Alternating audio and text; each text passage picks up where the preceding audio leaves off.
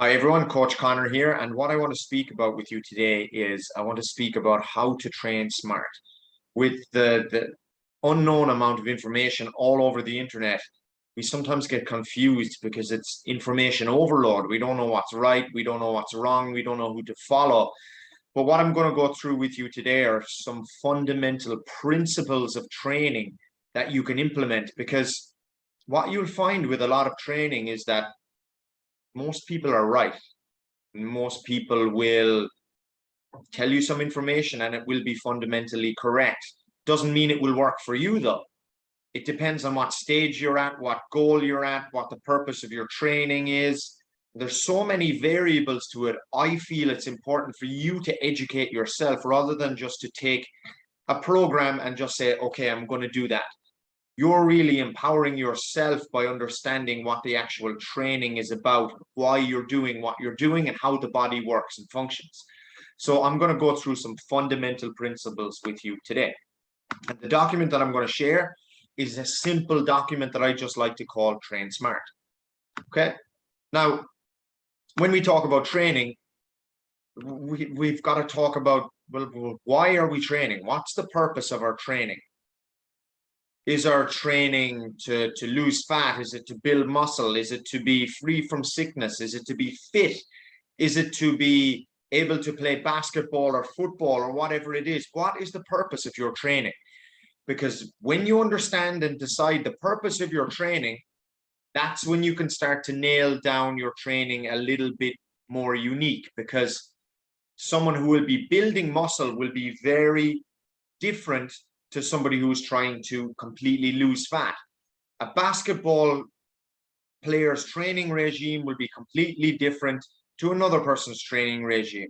So we've got to get specific on what we actually want so our program can be really efficient. Now you can see here this scale of sickness, wellness, and fitness. So some of us train and work out and get healthy because we want to be free from sickness. And so a lot of us are probably at a scale where we're free from sickness, and that's what wellness is. But most of us, we can get to a level that's above wellness. We can get to a level of fitness. And a level of fitness is where we're, of course, free from sickness, but we're actually at a higher and elite level. And everybody can actually be working between the levels of wellness and fitness. We don't always have to be working between sickness and wellness.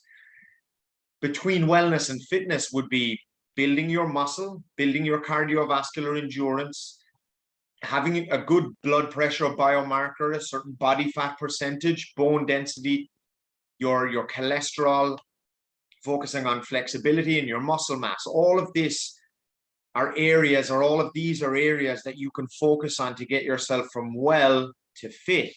Because if you're fit, you're much further away from sickness. And fitness has so many benefits, not just longevity, but more so in terms of the quality of your life and in terms of you being free from sickness for longer. If a person has ever reached fitness in their lives, they are far more likely to stay between fitness and wellness. So they're far less likely to be sick. Now, this is so important that we want to get to a level of fitness. We don't have to just do a bit of training here, do a bit of movement. The fitter we are and the more athletic we are, the better it is for our situation and the better it is for our overall health. Now, when we look at what is sickness, what is wellness, and what is fitness, here you can see the difference in terms of biomarkers between wellness and fitness. Now, you might ask yourself, where do you fit into this category? Now, for many of you, you'll probably fit into the wellness category. Some of you might even fit into the sickness category. But how many of you fit into that fitness category? Now, if we look at it in terms of your biomarkers, your blood pressure would be 120/80. The resting heart rate is 70.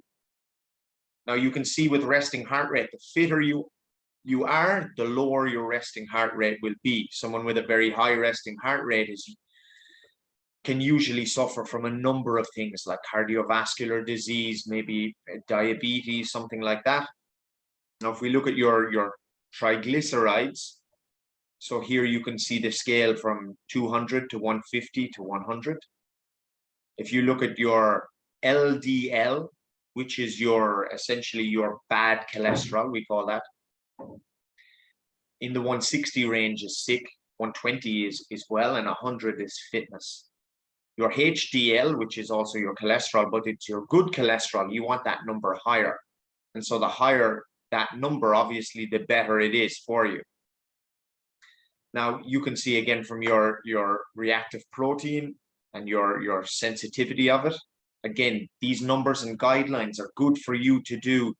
So, for example, if you do a biomarker test for yourself, whether that's in the hospital or at a private clinic, you can see where you are in terms of sickness, wellness, and fitness. And I don't always agree with labeling, but sometimes it's important to understand where we are and what is our baseline outside of just how much weight can we lift, how far we can run. These biomarkers are essential to you understanding where you are.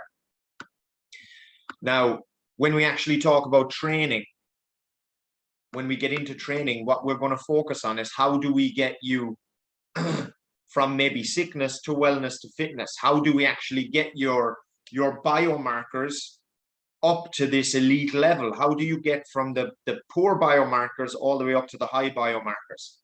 And for this, we need to focus on training, of course. And one of the most fundamental aspects of training is strength training. And the reason strength training is so fundamental is because not only does it build your muscle, increase your bone density, make you more efficient, it will actually increase your hormone response in terms of increasing your testosterone, increasing your human growth hormone, making you less insulin sensitive. And these areas can really help your overall biomarkers. So what we do is we try to focus on full body compound movements. Now, you'll see people in the gym and they'll do bicep curls and tricep dips and all that kind of stuff. But really what we're looking for is we're looking for compound full body movements where we can actually use more muscles and recruit more muscle fibers in each exercise. So we split them into a certain amount of movements: knee dominant movements, hip dominant, horizontal pull, horizontal push, vertical pull, and vertical push. These will work your entire body. So knee dominant will obviously work around your quad area. That might be a squat, but a squat is great because it works a lot of muscles. You need to work your core, your glutes, your quads, your upper body. We look at hip dominant and you can see the guy doing a deadlift. A deadlift is like a fundamental movement because, again, with a deadlift, you're using your core, your lats, your thoracic spine, your glutes, your quads, your lower back.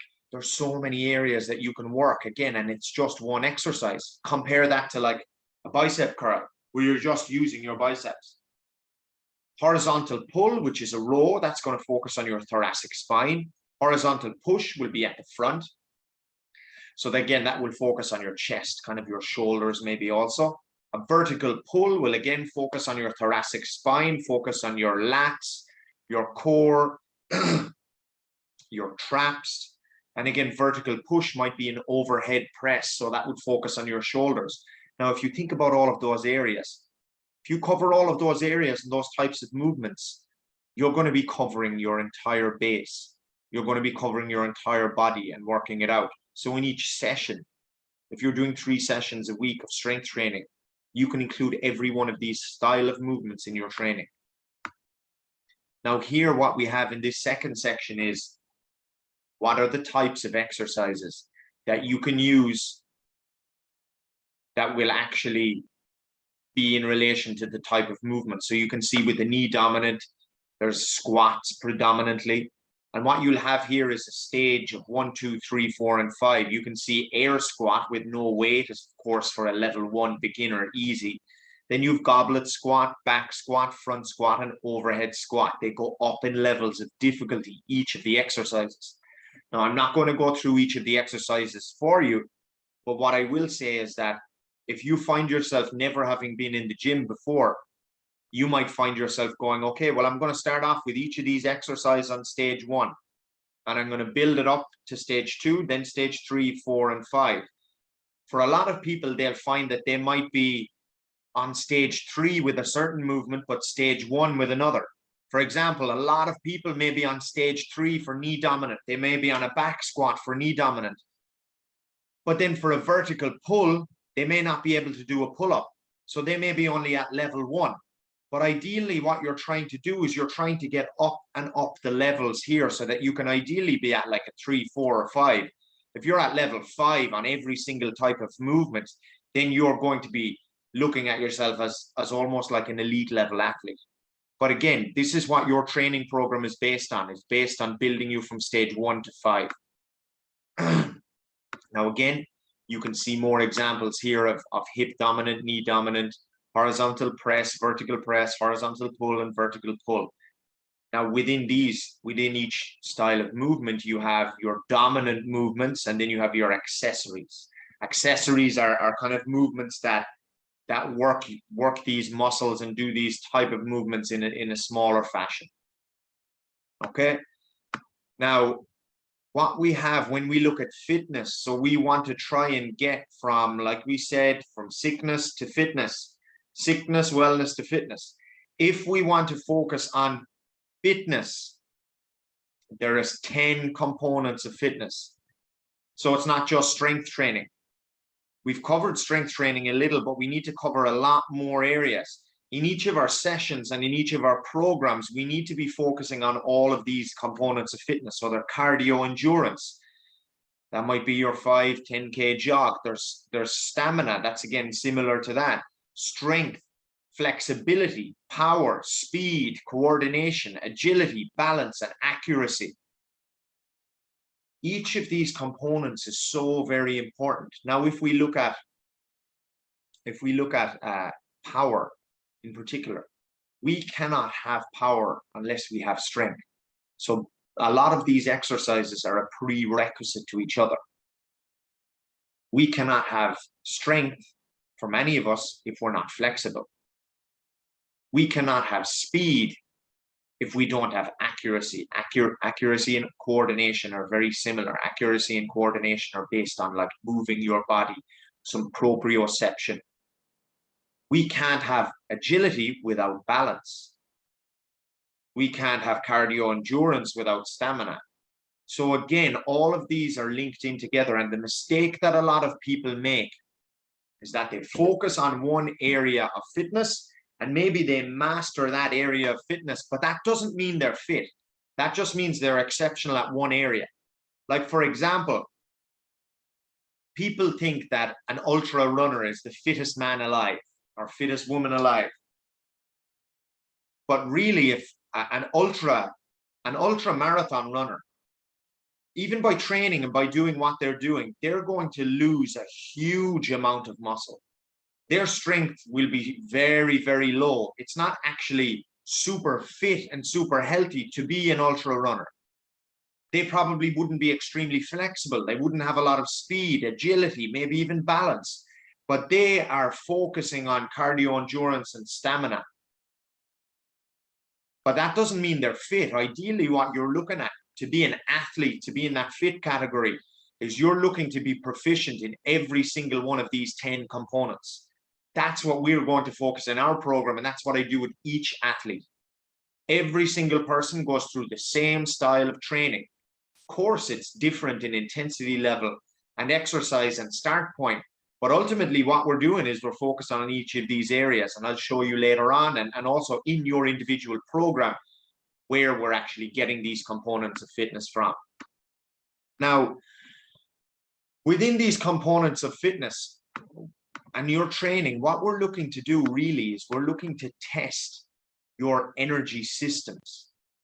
Now, we've got 3 energy systems predominantly in the body.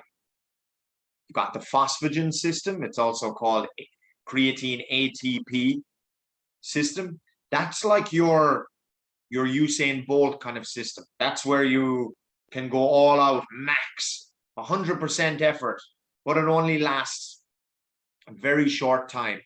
After about 10, 15 seconds, you start to you start to be taken over by your second energy system, which is called your glycolytic system.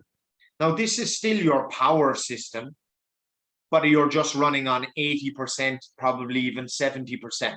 And that kicks in from about 15 seconds to just over a minute. Now, anything after a minute, maybe 2 minutes, a minute to two, then your oxidative system starts to kick in. And your oxidative system is like your endurance system. Your endurance system that marathon runners would do 500 or 5 kilometer runners would do. Anything over 60, 70 seconds is considered oxidative. And oxidative is about a low percentage, is like 50, 60% of your max. And that's where you sustain it for a long period of time. Ideally, in your training sessions, and with different types of movements and training, we will be ideally working on all three of these areas. An example of your phosphagen system, your ultimate power 100% system, we might do a 1 rep max, or we might focus later on a box jump, or we might focus on a snatch movement or something like that, a 100-meter sprint even. The glycolytic system, we might focus on actually hypertrophy, lifting 8 to 12 reps in that type of rep range. Or we might do something of a higher intensity for a minute or two, like a little metabolic conditioning. For your oxidative, you may be doing fasted cardio or steady state jogging or running. But what we're trying to do is we're trying to focus on all of these three areas within your training program. Now you can see them here a little bit in more detail. Now, if you look at this section here, it says anaerobic and aerobic. Anaerobic is where you use power. Aerobic is where you're using your lungs and its capacity, lung capacity work. The first two energy systems are anaerobic, they're focused on power, and the third energy system, which is oxidative, focuses on aerobic, which is your capacity, your lung capacity. Now you can see that when we're doing this, an example of an activity, a 100-meter dash might be working your phosphocreatine system. For a 400-meter sprint might be your glycolytic system, and then anything above 120 seconds is oxidative. So in each session, we may actually be working all three. And that's what I try to focus on in the sessions, is working all three of them. Now, again, just a little bit of information at a lot of what I do and a lot of what our training program is going to be based on multilateral development. I don't like specialization at the beginning. If we specialize in one thing, if we only focus on chest press, for example, yeah, you'll get good at chest press, but you won't be building anything else. If we only do steady state cardio, we're not really getting the benefits from our glycolytic system or from our first energy system, which is our phosphate system. So I like to focus on multilateral programs because they may give you slower results to begin with, but as you grow longer into your athletic life, you've got fewer injuries, and you've got such a good base and a foundation to build from. This is so important. Now, what I like to focus on, and again, one of the key components of fitness, like we said, is flexibility.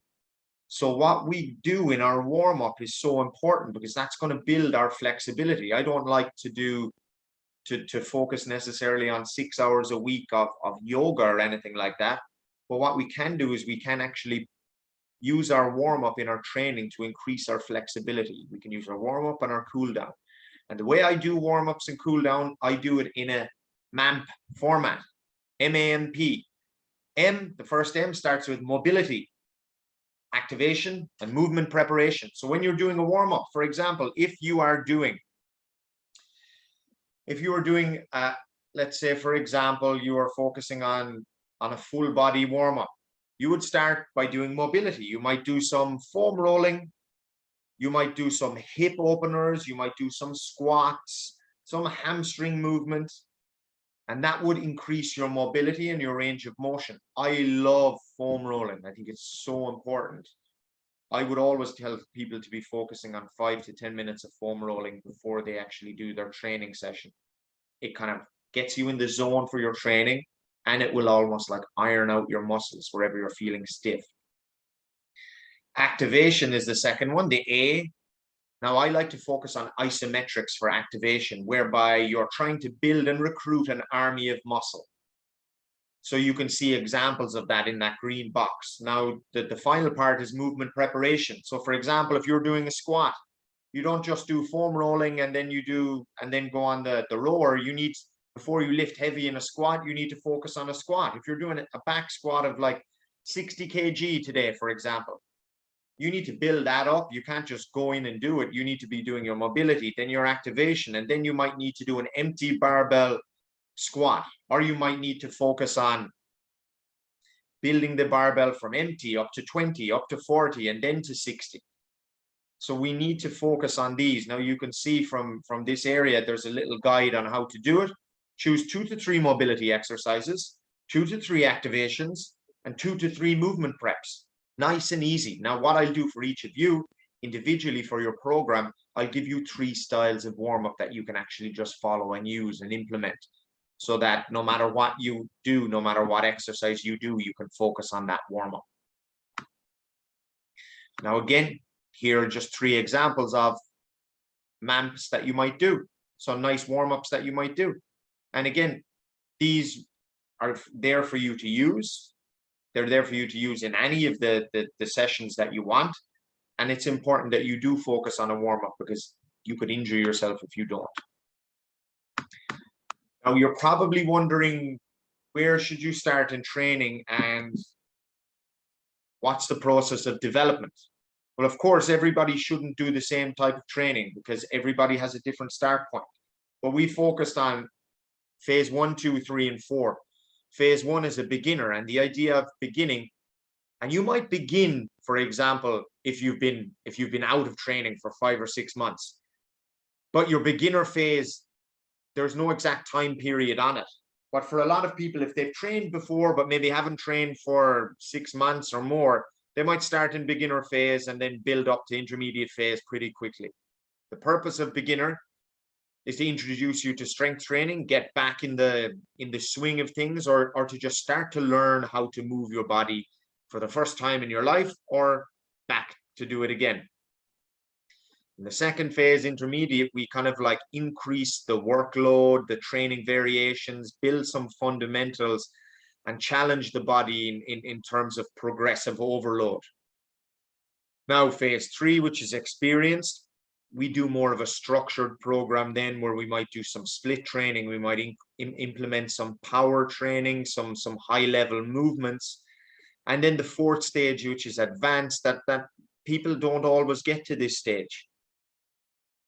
What we do is we focus on undulating periodization, meaning we focus on doing different types of training at different types or at different times in the year, and depending on how you feel. Some days we would be going nice and low, some days we would be going nice and heavy, but it's variable depending on how you feel, and it's a lot more structured. Now, that's in terms of the strength, but when we look at it in terms of your metabolic conditioning, so we have your strength, and then usually in your sessions, we'll have a strength, and then we'll have a Metcon at the end. You may have seen something like a Metcon in CrossFit or something like that, or even if you've been to a HIIT workout. The idea of a metabolic conditioning program is that you're building a certain energy system. It's not just, okay, I'm going to sweat as much as I can and work as hard as I can. It's not about that. It's about getting the right work to rest ratio. It's super important. Now, different work to rest ratios will provide different results. Now, what you've got here is you've got 7 examples of a metabolic conditioning. More important than the exercises is the rest period. So exercises can be put in and taken out, but the rest period is really what you're looking at. So if you look at number 1, it's improve your power. Your work rest ratio is like 1 to 10. If you want to go max power, you can go max power, for example, for 10 seconds. But then you need 100 seconds, which is 1 minute and 40 seconds, to rest and recover that energy system, because it takes that long to recover it. Now, what you might look at in Metcon 2 is the overall improvement of your sports performance. That would be your glycolytic system, a work rest ratio of 1 to 2. Metcon 3, maybe improve your endurance performance. You would focus on oxidative system, where your work rest ratio would be 4 to 1. So meaning you would be doing four types of exercise for 30 seconds and only 30 seconds rest. That's because you want to focus on your endurance. That mightn't be as intense, of course, but it will be longer in duration. You can see Metcon 3, 4, 5. And again, these areas will focus on different things. Now, the point I want to really get across to you today is not exactly follow these Metcons and you'll get amazing results. But the point I want to get across to you today is that the work to rest ratio provides you with different results. That's so important. That's fundamental to know and understand that we want to change this up on a consistent basis, where some days you're working on your Metcon might be focused on your phosphate system. The next day it might be focused on your glycolytic, and then the third day it might be focused on your oxidative system. That way you're getting a multi-varied approach to your capacity. And this is where so many programs fall down and lack. It's because they only focus on one area, or they don't focus on anything. They just focus on sweating to get results, when the workout that you do should never be determined by the amount of sweat you have, because you don't lose weight by sweating. It's got nothing to do with it. If it was, you just stand outside or sit in a sauna all day. Now, these are the areas that we're focusing on in terms of your program. Now, of course, with this, there's a PDF document. Each of you should have your own PDF of training and your own training plan, whether it's on the app or whether it's on the PDF. But this is just a core focus on how we train smart. There's actually so much more to the training than what I've covered here. We need to talk a lot more about the frequency, intensity, type and time you actually train as well. That's another separate video altogether. But I wanted you to get a foundation and fundamental understanding of how we're going to build your program and how you're going to train, because we're going to start you off maybe from sickness to wellness, but by the time you're finished, it may take a year, but by the time you're finished, you will be at fitness. And that is for sure. Your biomarkers are going to be high quality. And then you get to reach and think beyond wellness, think beyond, okay, I'm just doing this training. And you know what? It doesn't take a huge amount of time. People think you need to train 5, 6, 7 days a week. You actually don't. You just need to train efficiently 3 times a week, implement movement into your lifestyle. And this is why I love focusing on giving you the independence, because when you educate yourself, then it becomes easy. Okay, I hope you found this helpful. And of course, as always, ask me any questions if you want. And I'll go into the detail about the frequency, intensity, type, and time of your training in another video. Okay, enjoy.